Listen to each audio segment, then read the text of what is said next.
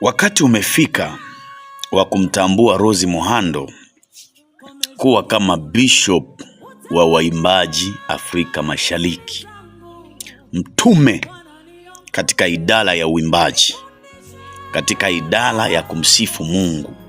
Rose Muhando, jiwe kubwa la msingi katika eneo la uimbaji.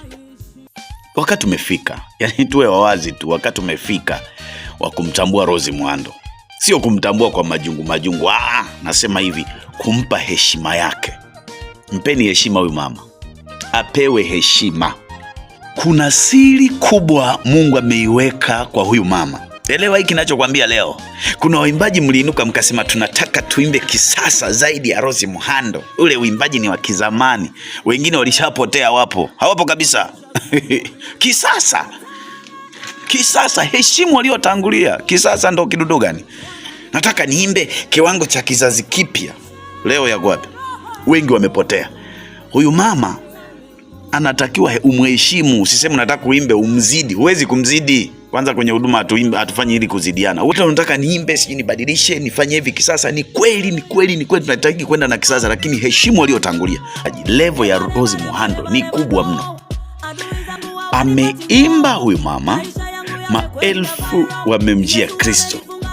Waimbaji wengi wanaoimba leo, wengi spirit, roho ya kupenda uimbaji imetokana na kumuona huyu mama akimsifu Mungu.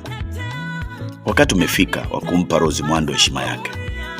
Kuna watu mnasubiri mtu afe ndo mwanze alikuwa ndo mwanzishi.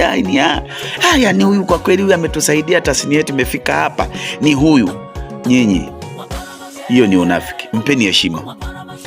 Leo hii tumuite askofu wa idara ya uimbaji, tumuite askofu Rose Muhando, tumuite mtume wa waimbaji. Hata kama mitume wa waimbaji hawapo, lakini Rose Muhando tumpe heshima yake.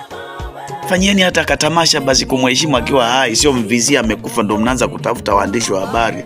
Unajua alikuwa ni mtu mwema, unajua alitusaidia. Wengi wamemshirikisha kwenye nyimbo zao na wamefanya vizuri, wengi. Kenya, Tanzania, Uganda, wengi wamemshirikisha. Rwanda, wengi sana, wengi wamemshirikisha na wamefanya vizuri kweli. Rose Muhando, nyinyi waimbaji, unganeni, mtambue huyu mama, unganeni. Huyu mama anazo baraka zenu mikononi mwake, anazo. Amepitia kwenye changamoto, lakini amevuka kama jabali. Amevuka kwenye magumu, kusemwa vibaya, kutukanwa, kufanywa nini. Ukishakuwa maarufu, kutukanwa ni kawaida.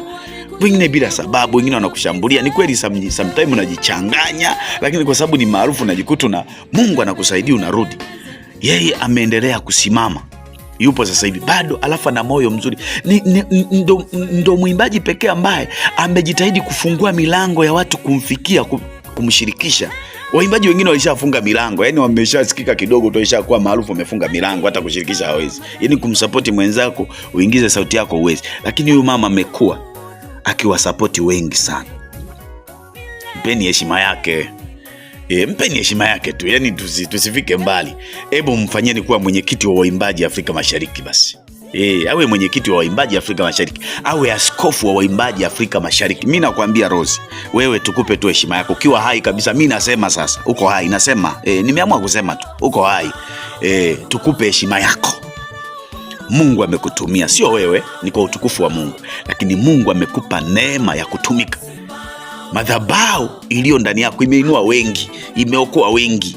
Wengi wamekuwa wachungaji, wengine waliokoka leo ni wachungaji, wengine ni mitume, wengine ni manabii leo, wametokana na huduma yako. Upewe heshima yako mama, upewe heshima yako. Hebu tumpe heshima yake. Waimbaji wote nyinyi, badala ya kupigana majungu tu na vikumbo huku na huku sijui nini, mpeni heshima huyu mama bwana. Tuache utani, mpeni heshima. Mapungufu kila mtu anayo, lakini heshima mpe. Hebu tumwandalie tamasha moja matata la kumpa heshima, kuanzia mpe na jina kabisa. Asiitwe Rose Muhando, aitwe mtume wa waimbaji, mtume wa idara ya uimbaji Afrika Mashariki. Mpeni heshima. Mpeni hata mwenyekiti wa waimbaji wote Afrika Mashariki. Afu heshima hiyo msiitoe kabisa, ni msimuondoe hicho cheo. Fanyeni hivyo.